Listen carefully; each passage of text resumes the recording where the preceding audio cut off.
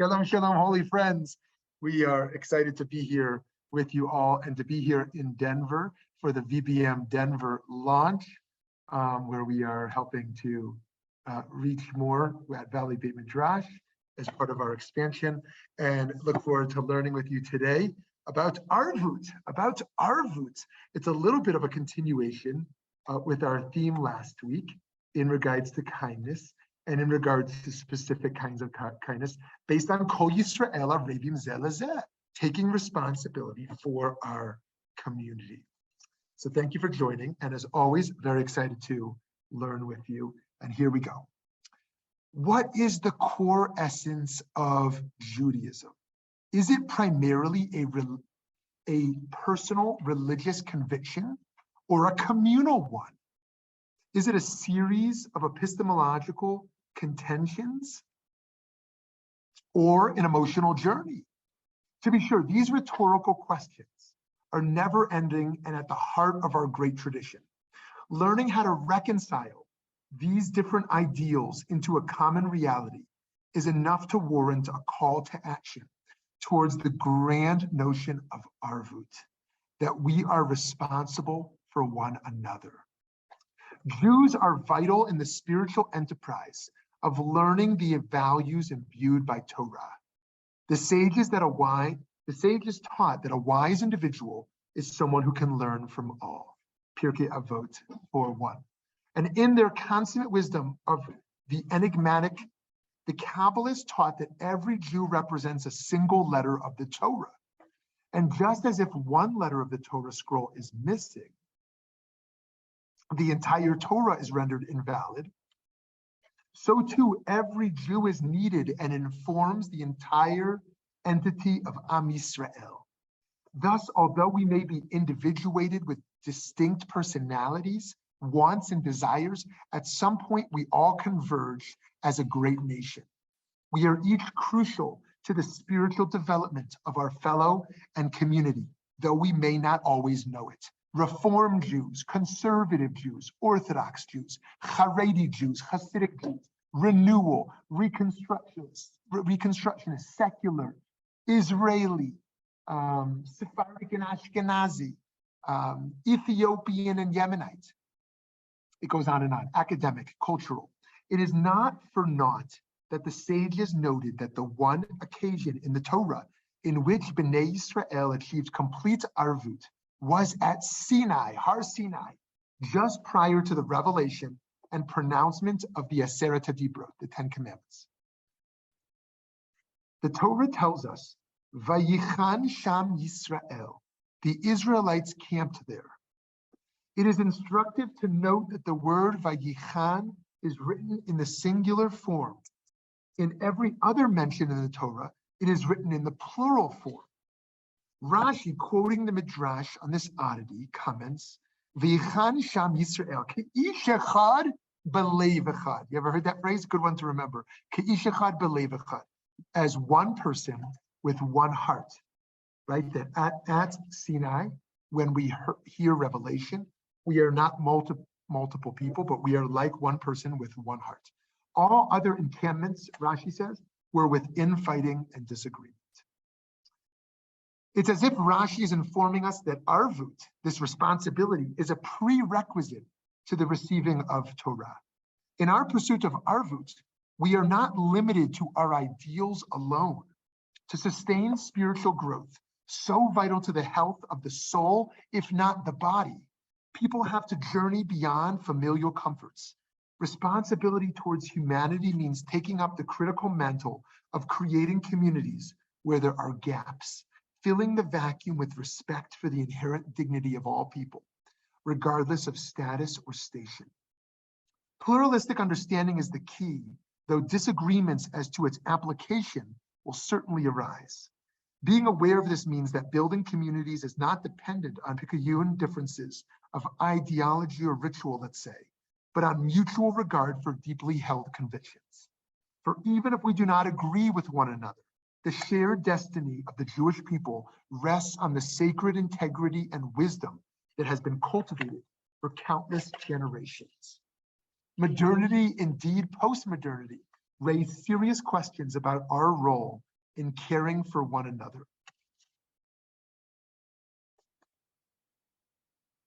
The increasingly prominent role of digital anonymity has created a sense of distance in human interactions, nearly to the point of abstraction. But people aren't made of bits of code. The blood and sinew, which was created from upon high, binds our collective fates, and it can inspire us to reflect on the monumental role we have to play in stewarding succeeding epochs of humanity towards the path that is more just. For without this in mind, we doom ourselves to irrelevancy and the void of indifference. This, friends, is the antithesis of arvut, the antithesis of leading a life guided by Torah values. We have been chosen for a singular and crucial mission to bring holiness and justice to the world.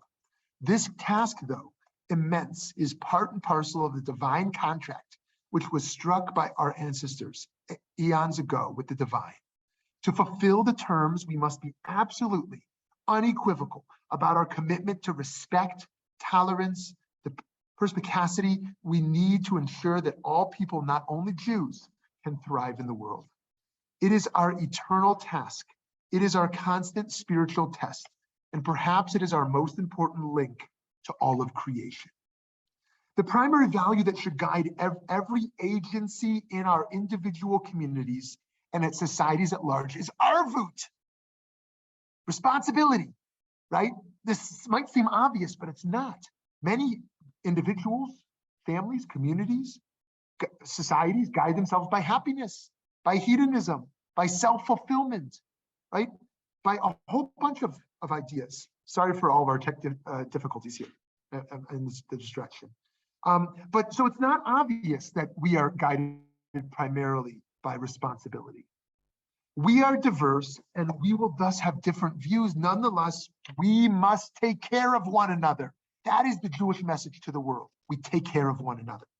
Looking at the Purim story, Haman approached Achashverosh and told him that the Jewish people were mefuzar umefurad bein ha'amim, scattered and separated among the peoples.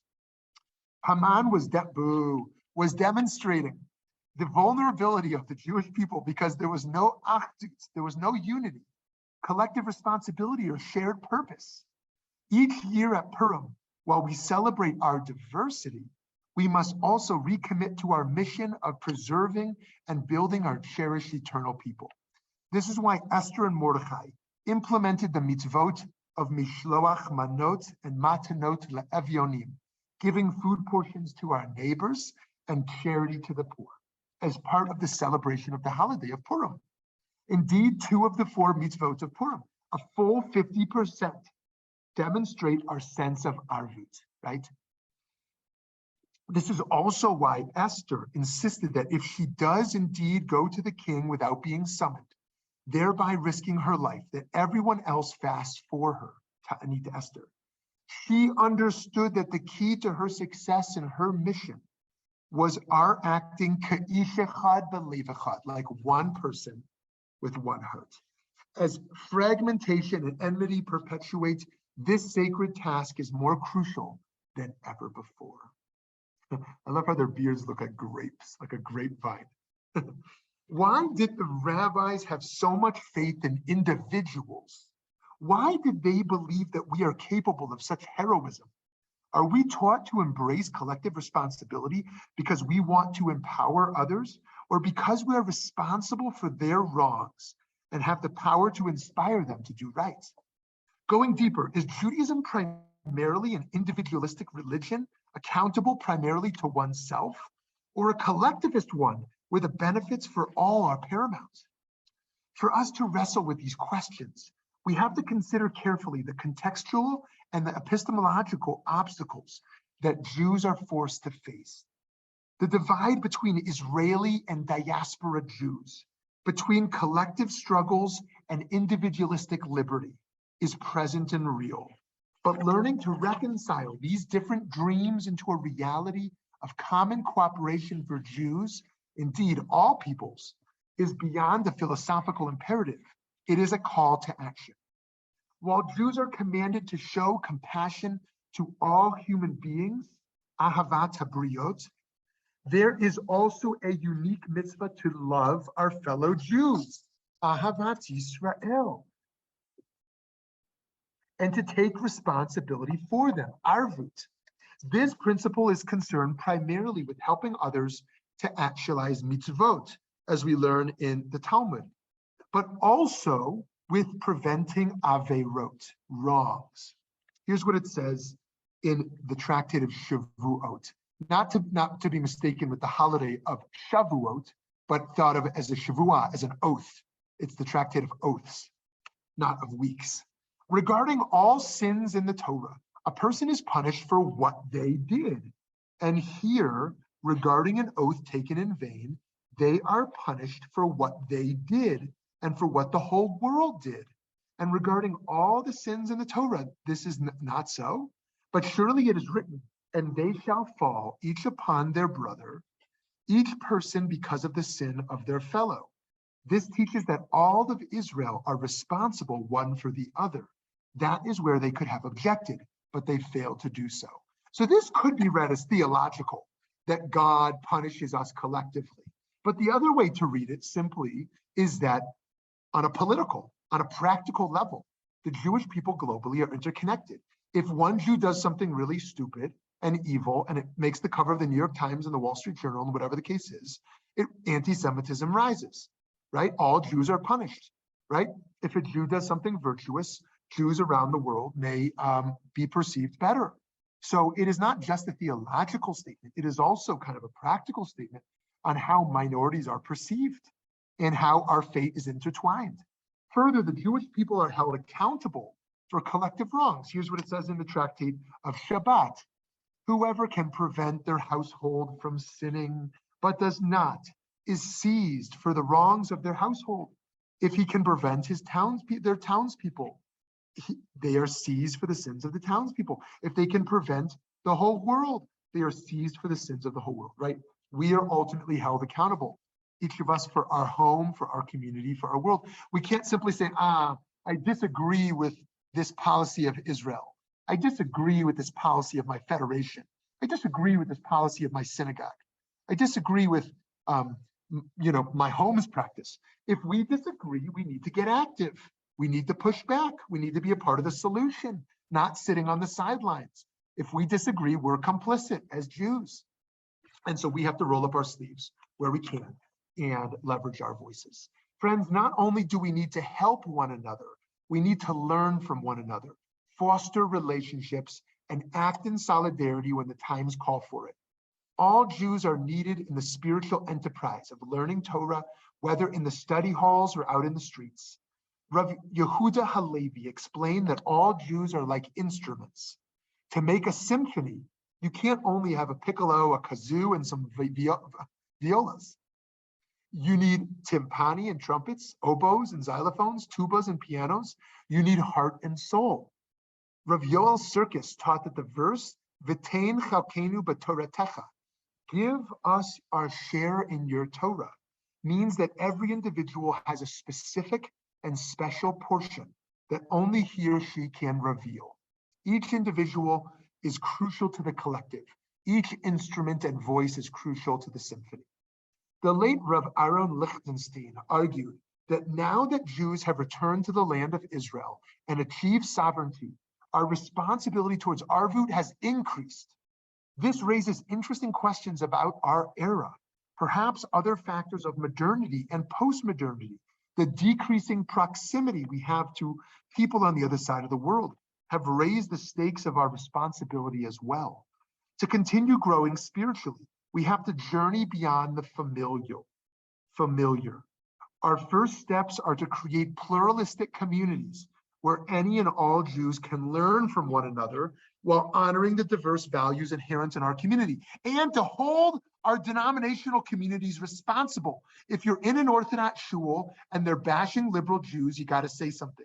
If you're in a conservative synagogue and they pretend that the conservative movement is the answer to all our problems, you got to say something. If you're in a Reform synagogue and they're bashing Haredi Jews, you got to say something. It's very easy to point fingers at the other Jews or say, my denomination, my camp is the best one, and the rest are all broken. We need to say something.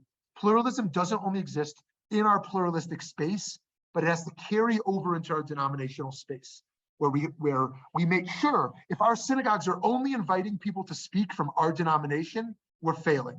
We're failing, right? We need to actually learn from each other and build that respect in a pervasive manner. The second step is to build our community and to work the repair of the world together beyond the learning. Further, we are to cultivate love for one another and stand up for one another when we're attacked, even if we do not agree with each other on virtually anything. The shared fate and destiny of the Jewish people rests on the sacred integrity and wisdom that we have cultivated for millennia. We have been chosen for a unique and crucial mission in the world, not merely to survive, but to thrive in fulfilling our global mission to make the world more just and holy. Never again should Haman, be equipped to argue that we are vulnerable to outside threats due to our internal arrogant pettiness, the narcissism of small differences. We may oscillate between embracing diversity and striving for unity, but we must be absolutely unequivocal about our commitment to a culture of respect, tolerance, and collaboration. There is no freedom without responsibility. We are not free simply because we are free from, but also because we are free to. When we commit, when we take responsibility, we actualize our freedom. Not only is our freedom found in our responsibility, but so is our uniqueness. The 20th century French philosopher and Talmudist, Emmanuel Levinas, writes powerfully in his book, Beyond the Verse. The trauma I experienced as a slave in the land of Egypt constitutes my humanity itself. This immediately brings me closer to all the problems of the damned on the earth, of all those who are persecuted, as if in my suffering as a slave, I prayed in a prayer that was not yet oration, and as if this love of the stranger were already the reply given to me through my heart of flesh. My very uniqueness lies in the responsibility for the other. I could never pass it off to another person, just as I could never have anyone take my place in death. Obedience to the Most High means precisely this impossibility of shying away. Through it, myself is unique. To be free is to do only what no one else can do in my place. To obey the Most High is to be free. Let me repeat that second to last line because I think it's the crux of it. To be free is to do only what no one else can do in my place, right? Each of us is unique, and that we actualize our responsibility through our freedom, and we actualize our freedom of responsibility through our uniqueness by doing what only we can do. Even once we determine our unique responsibility, we may still have little clarity about how to act next. As the late Rabbi Walter Wurzburger taught, each of us has our own holy work that we must do, since there is plurality within the complexity of Jewish values. Here's what he writes in his great book, Ethics of Responsibility. The pluralism of Jewish ethics manifests itself in the readiness to operate with a number of independent ethical norms and principles, such as concern for love, justice, truth, and peace. Since they frequently give rise to conflicting obligations, it becomes necessary to rely upon intuitive judgments to resolve the conflict. There is, however, another dimension to the pluralism of Jewish ethics. It is multi-tiered and comprises many strands. It contains not only objective components such as duties and obligations, but also numerous values and ideals, possessing only subjective validity. Moreover, the pluralistic thrust of Jewish ethics makes it possible to recognize the legitimacy of many alternate ethical values and ideals. So friends, what Wurzburger is pushing us to think about is not only the pluralism that's person-based. I embrace you as a Christian, as a Muslim, as an atheist. I embrace you as an Orthodox Jew, a Reform one, a conservative one, but also the pluralism that's ideas-based, that values are complicated, and the dialectical tension between many values is even more complicated. And we have to hold a respect for the plurality of values that are involved in any difficult moral dilemma. And so when we determine how we must take responsibility, learning the ability of response, right? The ability of response, meaning responsibility, we will see that we are taking achrayut, responsibility. But in taking responsibility for the other, we also bring wholeness to the self. Rav Yitz said in this way, tzedakah means taking responsibility for life. One shares one's own possessions in order to take responsibility for the needs of others because life is indivisible. My life cannot be whole while others' lives are not. For Rav Yitz, it is precisely due to God's invisibility in our time that our responsibility has increased so greatly, right? If God is visible, right, we can expect God to intervene. My responsibility is less. But God's invisibility means we cannot rely on God to intervene, and our responsibility has increased. In his own words, he writes, God was now limiting the visible divinity in history, less manifest, but more present, in order to summon human beings to a higher level of responsibility in realizing the goals of the covenant. Of course, this is his post-Shoah, post-Holocaust theology around us not turning to God to prevent mass atrocities and the like, but having to increase our own agency and responsibility to address these crises. It is beneficial to reflect every hour of the day on how we are receiving and emanating spiritual energies. To be sure, we have a responsibility to battle the darkness within us and around us. God forbid we dismiss such holy work, but it can't weigh us down spatially, temporally, or existentially. Our efforts to zoom out and remain positively charged, actualizing our unique life missions, and emanating holy light must be our daily obsession for bringing all people together in solidarity and peace. As humans often full of guilt or shame, it is all too easy to deny injustices right before our eyes. The Kedushas Levi taught that Cain was not only a murderer of his brother, but also a heretic for his reply, "Am I my brother's keeper?" Denying his responsibility to stand for justice was akin to rejecting the Creator. Abandoning moral agency is abandoning everything. As Rabbi Abraham Joshua Heschel wrote, "Few are guilty, but all are responsible." Kant spoke about universal human duties. Hume spoke about responsibility based upon emotion.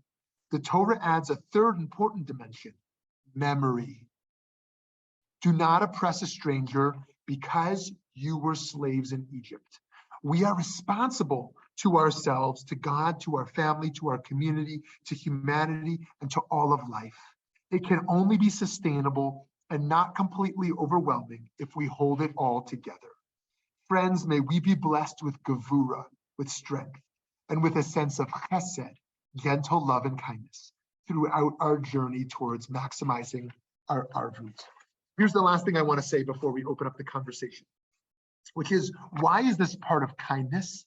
Why is this a part of kindness, right? Because I think on the meta level, or perhaps the opposite, on the foundational level, that for us to live with kindness, that has to emerge from a deep sense of responsibility, right? We are kind not because we're charitable, right?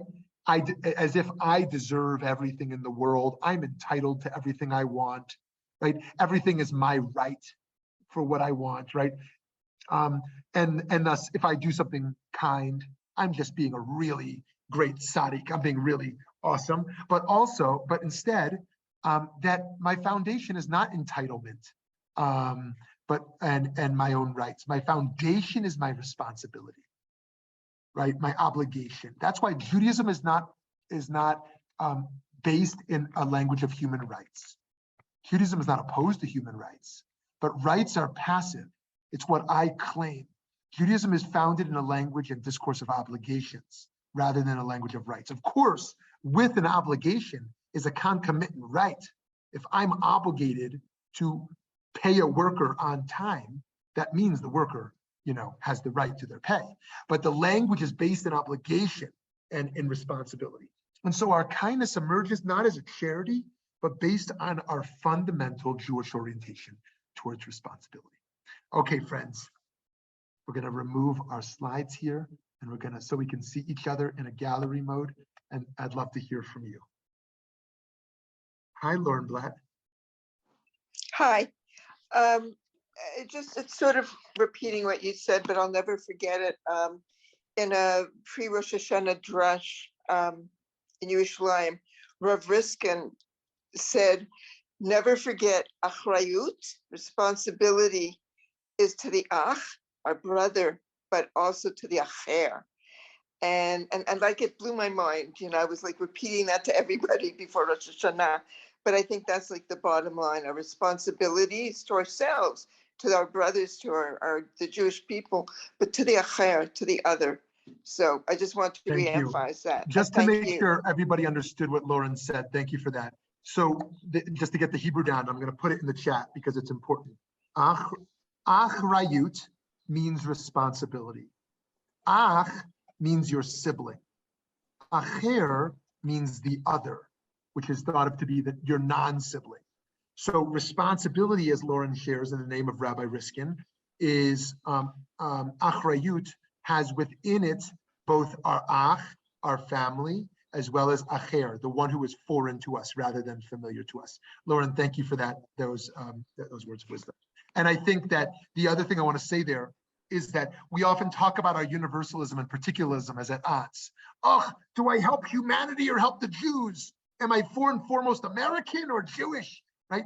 Who am I primarily? And this is a false dichotomy, a false binary. I think just like ach and acher are built into achrayut, our sense of Jewish identity is rooted in the universalism. Right? Our particularism and our universalism are deeply interconnected. Okay, yes, Aglaia, hi. Okay, sorry if I'm a little shaky because this is a little bit of a sensitive topic, but anyway, and I actually brought my actual topic today. So anyway, the reason why was because this came up in my old Torah study though, and just long story short though, but it's talking about, like basically the nations shall see your glory. This is Isaiah 62, but you shall be a glorious crown in the hand of the Lord and a royal diadem in the palm of your God. Now, I'm kind of wondering about that because, if you're doing things right, then someone had said, why does a diadem in someone's hand? But you are a gift when you are doing things. You are a gift to other people is how I always interpreted that. So if you are stepping up to your responsibilities to the community, do you become a gift to others? And is that what the arrangement is? Mm-hmm. So Aglaia, I caught your great question, but I didn't catch how this was sensitive. Oh, did I say? Oh, I didn't say. It's basically. Oh, that's fine. That's fine. Oh, yeah, it's okay. It's just basically, it's a sensitive topic for me though, because dealing with communities, I have a tendency to not fit in. So anyway. I see. Mm-hmm. Right. Okay. Yes. And there are many of us who naturally fit in spaces that we enter. Mm-hmm. for various reasons. And there are many of us who always feel a little bit outside, either because of the communities we have access to, or because of our, everything we bring with us in our fullness. And so I am very sensitive to that. And I think you state very powerfully, Aglia, around this notion of gift, that we are to be a gift. We are to be a gift to society and to the world. And the interesting thing about a gift is that it's not a debt. When you give a gift, you're not just doing something you were asked to do transactionally. You're really doing something above and beyond what's unexpected. And that's when we're being proactive in kindness. Nobody chased us down and demanded we do this. We went out ourselves to bring a gift. I mean, what a great thing. And I know many of you already live like this, and I'm certainly trying, although it's very hard, but to proactively think each day, how can I bring gifts into the world, right? How can I bring my gifts to others?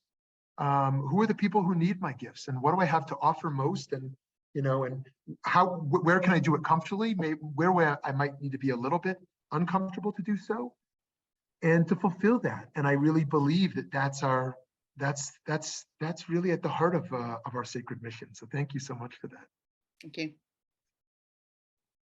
Who wants to jump in here? Hi, Steve. Can you hear me? Yes. Oh, good. Thank you for this great presentation. I have two questions that I want to take up all the time. Number one, how do the poor and needy manifest kindness and compassion? What can they give? And I think I know the answer. One is honesty. You can be honest. Number two, earlier in your presentation today, I think you said, we have been chosen to survive, but not only survive, prosper and flourish. How do you reconcile that with the idea of pluralism? We have been chosen, as opposed to everybody has been chosen.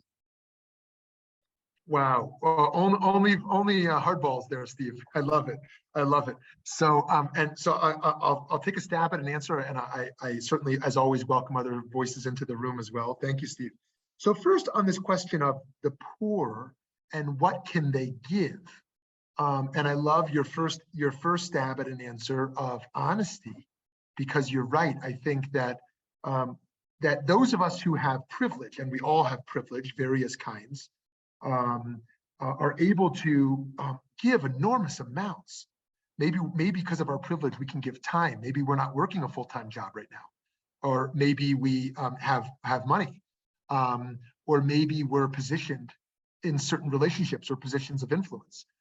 There are so many types of privilege, but for those who don't have some kinds of privilege, they may have other kinds of privilege or power. And certainly being in poverty does limit a few types of giving. But before I say what they can give, I want to say that the flip side is giving requires receivers. It is also a mitzvah to learn how to receive, right? One should not only know how to give love, but learn how to receive love. One should not only know how to give charity well, but how to receive charity well, right? One should not only know how to heal and cure, but learn how to heal oneself, right? That in fact, learning how to receive is also a mitzvah and crucial, not only for the giver, but for our society at large. And that's something we can all learn. Maybe we have an identity of being a receiver. Maybe we have an identity of being a giver, but we need to learn both. And someone in poverty can be our teacher in this regard on how they receive, graciously and with gratitude and the like. So that's the first thing I want to say. And the second, as we've talked about in a few other sessions, is the power of speech to raise up others, the power of sharing. I mean, let me share a story which I've shared in the past, but I want to just share again if you've never heard me say it. It's told by Primo Levi. When Primo Levi talks about the scariest time in Auschwitz being this brief period after the Nazis left and before the Soviets arrived. And he said a starving man found a sack of potatoes. And what any starving person would do is hide themselves away and eat the food. But instead, this starving poor man near death ran to the center of the square and started passing out these potatoes. And he said in that moment, he, for the first time in years, felt like a human being, which is to say that giving is constitutive of our humanity. It is giving, even when we're poor, that fundamentally makes us human, that capacity. That's why we use the lechem oni, the bread of the poor, at Pesach, right? This notion of celebrating our freedom through our affliction and through our poverty. Okay, so there's so much more to say there, and I hope others will weigh in on this really powerful point that Steve's bringing up. Just to go to Steve's second point, this question of surviving and thriving, and how do we think of pluralism in this regard? And the second part of that is what about this idea of kind of a chosen people? So firstly, on the surviving and thriving, I think that you can tell very quickly which agencies or fundraisers or the like are fundamentally rooted in a fear-based discourse. You need to give to us right now because the Jewish people are about to die. We're about to get bombed and assimilate, and everyone's walking away. If you don't give now, if you don't give now, there's no future, right? And you can also just get a sense very quickly of fear-based tactics. Now, that's not to say that Jews shouldn't be afraid, right? There's plenty to be concerned about, right? But it's very different to constantly have a survivalistic, fear-based rhetoric, as opposed to one that is talking about the purpose of the Jewish people, one that leverages our power and privilege to, yes, ensure our survival, but also ask questions of purpose of what we're trying to do here in the world. And in that spirit of pluralism there, we understand that there's going to be many different purposes that people are articulating. You know, some Orthodox person is going to say, if you just do Torah and mitzvot, the Jews will be safe, right? Someone's going to say, if you only send more for Iron Dome, for the Iron Dome defense, the Jews are going to be safe. Someone else is going to say, like, only if you give money to campuses and strengthen Jewish life on campuses, or if you give to camp. Everyone's got their argument that this is the one thing that saves us, right? And so there is, I think we have to build a pluralism into our discourse to say that no. We need a lot of things in our community. We should push back when someone says this is the one thing we need to kind of make it. To the question of chosenness, I think that. On this issue of thriving, I dream of a world where everyone feels chosen, going back to Levinas and uniqueness, rather than push off chosenness. Like, oh, this sounds problematic. Are we saying that we're better than other people? Of course, I don't think we should argue for a theology of chosenness implies that Jews are better than other people. But what I do want to argue for is that everyone feels chosen. You know how big of a miracle that is that we're alive? That, like, when the various sperms were swimming around and the sperm got into the egg and there's fertilization and whatever happens in there happened, like, it was that sperm that made it, and somehow that, like, there was fertility, and somehow that there was a birth, and then that we're alive, and we're still alive. I mean, it's like an incredible miracle that we're here right now. Incredible miracle, right? And so we've been chosen. Every morning we wake up, we've been chosen for life. And so too, I really believe in my theological pluralism that the Muslims have been chosen for a unique mission. The Christians have been chosen for a unique mission. The Hindus, the Buddhists, and the atheists. Everyone's been chosen, right? And the Jews, right? Whether you're a Jewish Hindu or a Jewish atheist or a Jew, because nobody wants to just be a Jew anymore. You got to be a Jewish something, right? A Jewish communist, a Jewish capitalist, whatever you want to be, And so that we've all been chosen for something. And I think our task is to continue to honor those different paths that people are walking on. Steve, thank you. Thank you for getting us started on that. Hi, Toby. Still on mute, Toby. Morning, everybody. Hi, I good morning. missed everybody on the weeks that we weren't meeting because I look forward to this group so much. But I want to respond just briefly to Steve's question about what can the poor give, or the sick, or pick a group, any group, underprivileged or underrepresented, whatever you want to call it. Each one of those people has a unique talent, and I don't care how rich or poor or sick or whatever they are. They have a very unique ability that nobody else has. I've visited the the homeless shelter here in town many, many, many times. I've had a lot of clients who started out there or who ended up there. And so I visited there, and it's amazing the community that arises there. I mean, there's some bad things, and I know we've heard about, people ripping each other off and you gotta hide your stuff and all this.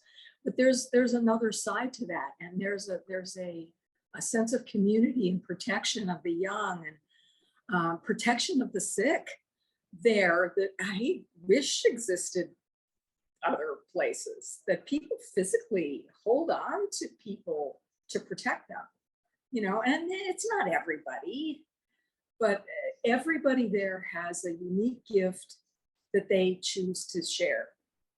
And I think it regardless all over the world, it's not a function of how much money you have or how what schools you've been to or whatever, but it's that human characteristic of wanting to protect and to help. Beautiful, beautiful, Toby. Thank you so much for that. I'm going to share in that spirit a few words by Diane Brand, who wrote a poem called Nothing of Egypt, and she's from Trinidad and Tobago. I just put it here in the chat if you can see that. She writes, revolutions do not happen outside of you. They happen in the vein. They change you and you change yourself. You wake up in the morning changing. You say, this is the human being I want to be. You're making yourself for the future, and you do not even know the extent of it when you begin, but you have a hint, a taste in your throat of the warm elixir of the possible. Thank you. So Vicky, hi Vicky.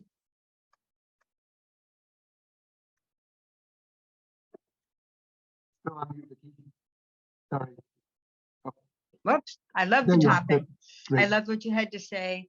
I love the mix of sources that you use, both rabbinic and scholarly, etc. So it really gave us a broader view of this. I just wanted to comment on two things. One, this notion that Steve raised about, and others have talked about as to where to give. And I loved the quote that Lauren gave about giving to the Jews and giving to others. And I've wrestled with this for a very long time, and then we're talking giving time and giving money as to whether I have a greater responsibility to the Jewish community or whether I have a larger responsibility to the larger community.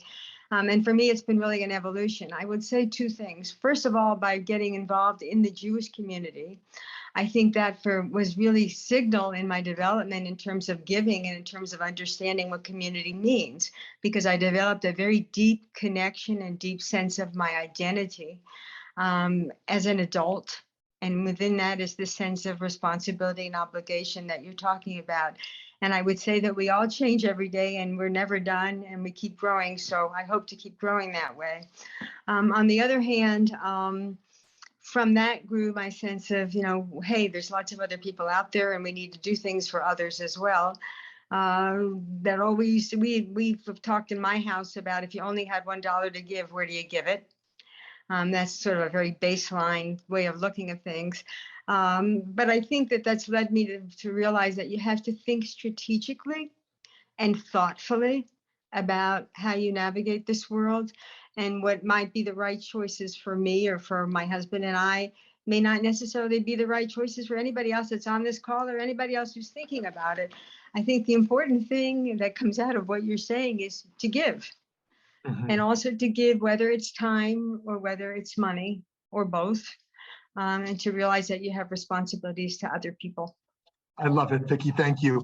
And just before we go to Gary, so I think one of the things we forget, and this is going to sound silly the way I state it, is that Jews are human beings. We have this like binaries. If there's humanity over here and Jews over here, and if I help Jews, I'm not helping humanity. Right? But wait a minute, Jews are human beings. Like helping Jews is also helping human beings. Right.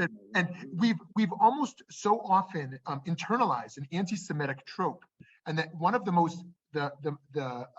oldest forms of anti-Semitism is the argument that Jews only care about Jews. Right? And so Jews have to bend over backwards and show, no, I don't really only care about Jews. I really, in a way that is not normal. Like if a black woman helps a black woman, she doesn't have to explain herself.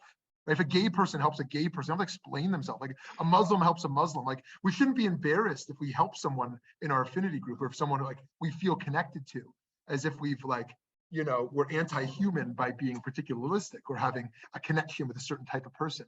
And so, so I appreciate what Vicky's saying. We're going to come to different conclusions on where to give, and yet the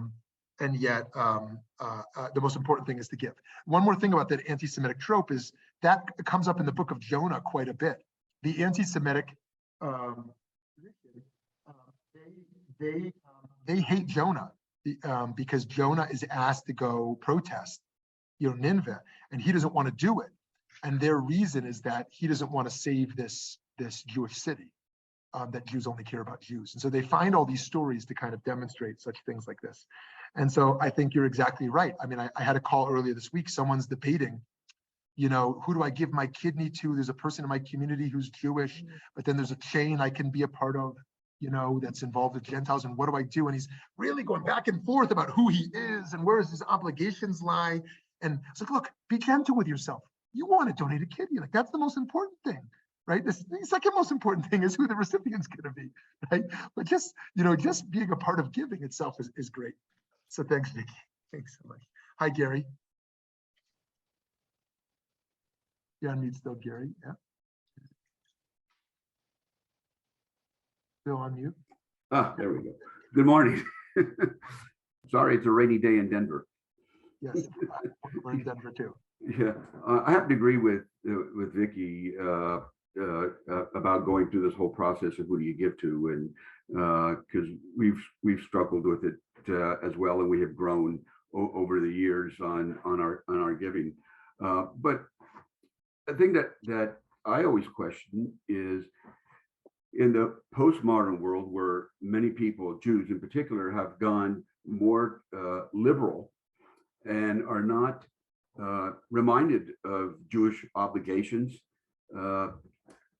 So where do you, we don't go to shul, or if you go to minyan in the morning, you're going to be reminded. If you go to Shabbat, if you wear tzitzis, if you wear a kippah, if you do all these things, excuse me, you're reminded of our obligations. But as we move, at least in this country, to a more liberal setting, how do we get people to be constantly reminded, other than, obviously we're here, so we listen to you and other organizations that constantly remind you, but how do you get people back or educated into Judaism, as they used to say, is more than Levi Rai? To me, that's an enigma. Yes. Yeah, Gary, thank you so much for flagging. If well over 90% of Orthodox philanthropy, tzedakah, stays within the Jewish community, and specifically within the Orthodox community, right, and well over 90% of non-Orthodox philanthropy or tzedakah goes out of the Jewish community, right? What does that mean for the Jewish future? And we could feel different challenges. Orthodox Jews need to be challenged more universalistically, right? To think beyond the parochial. And liberal Jews need to think more particularistically, to think beyond just that universal spirit. Otherwise, what's going to be the future of Judaism and the survival? I think that part is very important for us to feel different challenges. And then this point about young Jews who basically were taught that Judaism is just tikkun olam. And so why should that's not going to hold on to a Jewish identity. If all it means is go like repair the world, then like, I'm just going to go join, a secular, volunteer movement, right? If Judaism has nothing to add other than a slogan, right? And so I think we have to push back against that. That part of our work at Valley Beit Midrash is to say, you want to do social action work. That's amazing, but let's root it in Torah. Let's root it in Jewish learning. Let's root it in this wisdom and this values in a way that's going to sustain an identity and a commitment far beyond just bumper stickers and slogans. And so I think that we have to feel really challenged about that. And I think we have to challenge our liberal synagogues that the answer to engaging young Jews is not just to preach to the choir, just tell them, oh, you're liberal, and so guess what? Our Judaism is liberal also, and they've learned nothing. They haven't been challenged at all, right? Actually, we have to challenge them to think differently and to see the bigger tensions and the bigger questions involved. So many have learned that the answer is make Judaism fun. If Judaism fun, we give them candy and we give them, just a good time. They're gonna love it. They're gonna love it. No, Judaism, the fun of Judaism cannot compete with the fun of a roller coaster or the fun of an iPad or the fun of, going out with your friends to do whatever friends do these days. Fogies like me have no idea what kids do. But, whatever, we on the fun business, we can't compete. Right. We can compete in the meaning business. We can compete in the service business. We can compete in the realm of depth, right? In a real way. And so I think we have to move away from fun and preaching to the choir and slogans and actually challenge and show how rich this is in a way that they're not used to. So, and I don't see a lot of groups doing that, to be honest. I don't see a lot of groups doing that. A lot of socializing, a lot of fun, and a lot of kind of, Judaism already, believes what you believe. So thank you. Okay, let's hear from anyone we haven't heard from yet, Eric or Francine or Alex or Eddie or Yehuda, before we circle back to anyone. Hi, Rabbi. Thank you so much to discuss on this topic. You talked about great examples with the Orthodox and the liberal communities. And I've challenged you in the past about some kind of school of thought or model that has advocated kindness to the community and caring to the community that is some kind of balance of the equal of not just the Jewish community itself, whether you see that as your temple, your city, your federation, whatever the organization is, and also the wider society that is not just religiously affiliated.